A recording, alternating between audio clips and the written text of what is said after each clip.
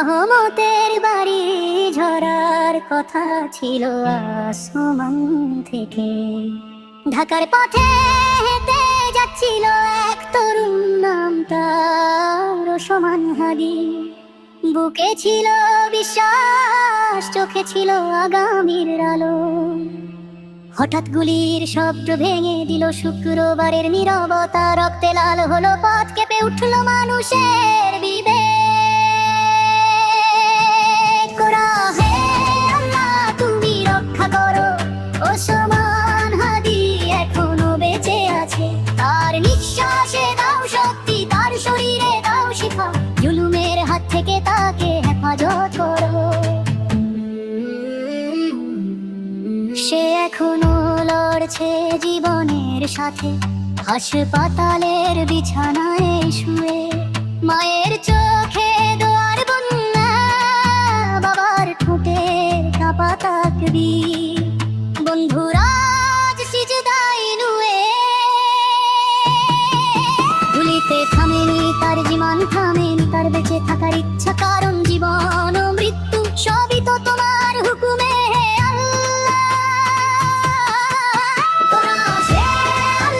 তুমি রক্ষা করো, ওসমান হাদি এখনো বেঁচে আছে। তার নিঃশ্বাসে দাও শক্তি, তার শরীরে দাও শিখা। জুলুমের হাত থেকে তাকে হেফাজত করো। শুক্রবারের দোয়া ফিরিয়ে দিও না, এই পবিত্র দিনে কবুল করো আর তো না। তুমি তো আশরাফি, তুমি আরোগ্যদাতা, তোমার রহমত অসীম মদার। যদি এটা হয় পরীক্ষা, তবে দাও তাকে সবর। আর যদি হয় রহমতের দরজা, তবে সুস্থ করে ফিরিয়ে দাও তাকে ঘরে। বৃষ্টি, হে আল্লাহ তার শরীরের প্রতিটি ক্ষত তুমি সারিয়ে দাও। তার মনে যে ভয় জমেছে তা ইমানে বদলে দাও। এই শহর, এই দেশ সন্ত্রাস মুক্ত করো, আমিন।